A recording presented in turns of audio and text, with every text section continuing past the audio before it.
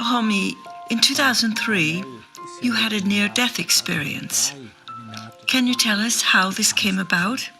Yes, it actually was a Saturday, January 4th, 2003 to be exact. And the situation with my former husband and my children was very difficult. And I, as a person, was no longer existent. At breakfast that day, there was an incident, but I managed to reach the bathroom where I collapsed. And then, suddenly nothing was the way it was before. Without any transition, I found myself in a very, very bright light that usually would dazzle. But in the proper sense of the word, it was not dazzling. It was all light around me, and it also was love. It was incredible. I felt like I was back in the all-encompassing unity I had known as a child, and also back in this tremendous love. Actually, it's impossible to put this into the words available to us. This is absolutely not possible, because all of what I experienced doesn't exist here.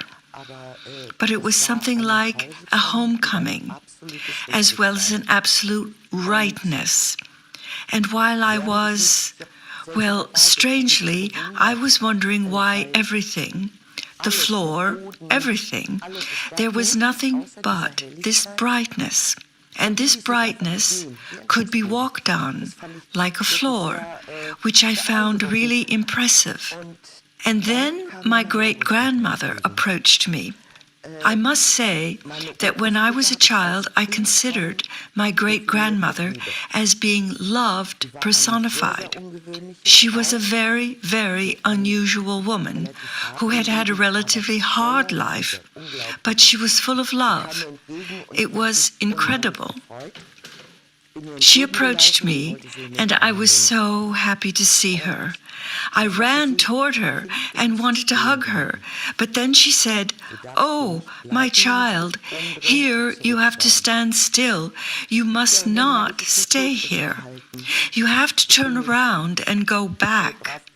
Well, at this point, I did just as Peter had done. I wasn't obedient. I didn't go back, and I refused to go back 3 times. And with every refusal, the weight on my conscience grew heavier, because I knew I had my children and would leave them in a situation that I couldn't answer for. And when I finally turned around, I saw my children kneeling to the left and right of me. My little boy shook me, saying, "Mummy, Mummy, you can't leave us.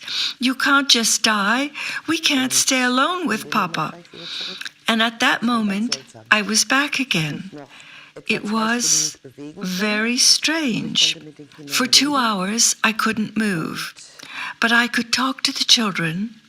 And, I was then able to take some decisions that were actually life-saving for me, and which had not been possible for me previous to this experience. And I was again myself. I was completely lost previously, but this experience was a coming home, which I had experienced already as a child. And it was again possible for us to continue living. But at the time, I didn't understand all this, but I rather experienced it. I only understood it gradually, and then also later on, I began to see more clearly and make connections. But in the end, that was the impetus needed to get us out of a hopeless situation. And all of that happened. Although I had no life-threatening disease or the like, I just wasn't there anymore. And then I had this experience and was put back here again. And how did you recognize your great-grandmother? How did you perceive her? Did she have a shape? Yes, indeed, she had a shape. My great-grandmother was actually my favorite and much loved grandma. That's what we all felt. And she was looking as I always knew her. My great-grandmother had a deformation on her nose because she had for a long time cared for her frail husband who had been suffering from colon cancer. And because of pus that had gotten into a wound, her nose became misshapen. And then she was wearing her anthracite-colored smock wrapped around her body and tied at the waist with a bow to the front, and on which there were little gray flowers. And that was usually always her favorite item of clothing, and this is how she was almost every day.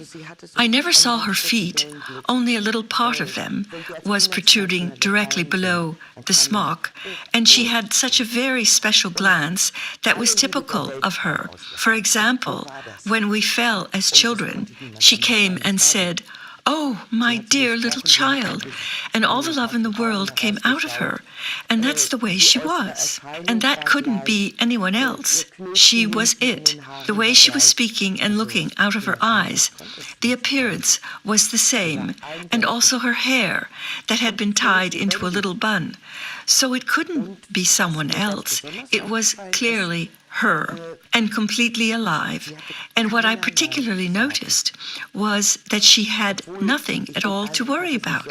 Although I had the impression that she might be worried about me at that moment, but she had such a contented expression on her face, which I had never seen during her lifetime. Surely due to her life story, that was the great thing. How long ago was it that your grandmother passed away? My great-grandmother died 34 years before, but she was still the most important person for me, and she still is today. You have just said that your children were kneeling next to you. Yes, when I had walked into the bathroom, I just collapsed there next to the bathtub. I don't know what else happened. The only thing I know is that when I was looking down, I saw myself lying down there on the floor, and to the left and right of me, the children were crouching and kneeling, shaking me in a complete state of desperation, because the situation at the time was such that we had to absolutely separate from my former husband, because that had meanwhile become a life-threatening situation. And the children simply panicked, realizing that I was not conscious. I don't know if I still had a heartbeat or if I was showing any other sign of life. I don't know that.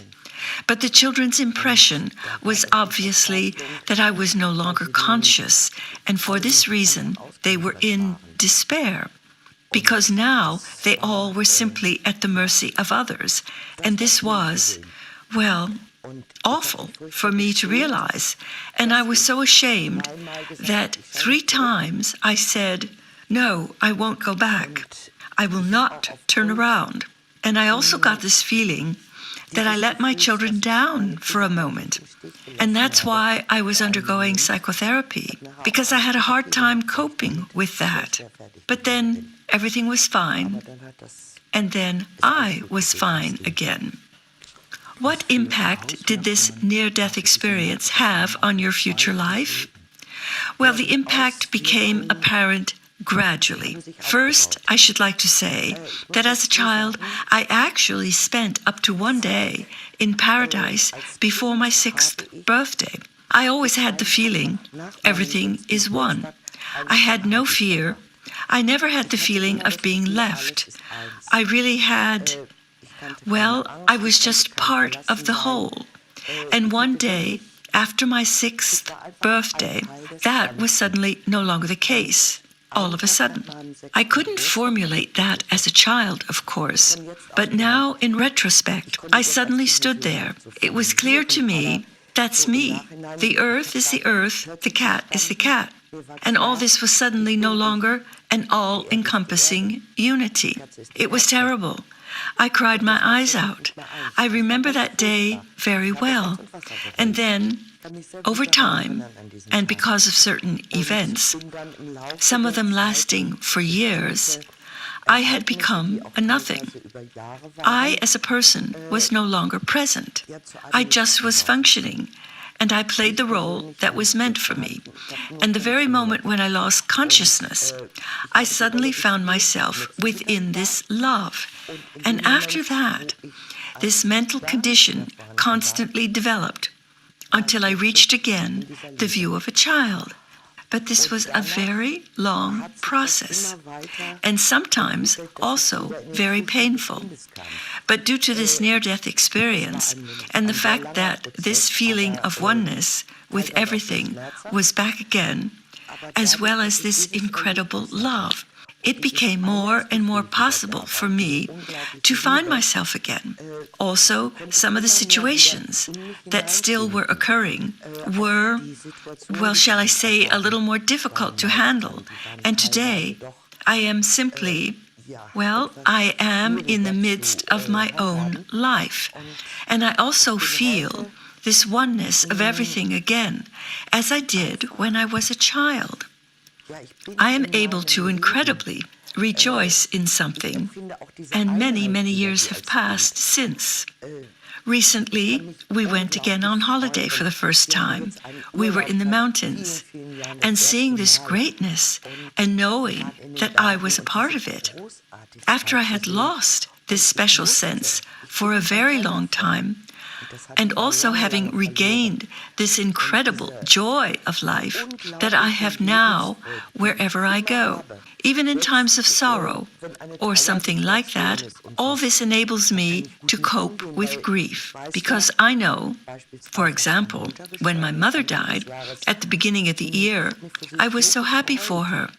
I was so happy that she finally did it. I was crying, surely, because she was gone for me. But this feeling that no matter what we have to go through on earth, we are all right. We go where everything is good.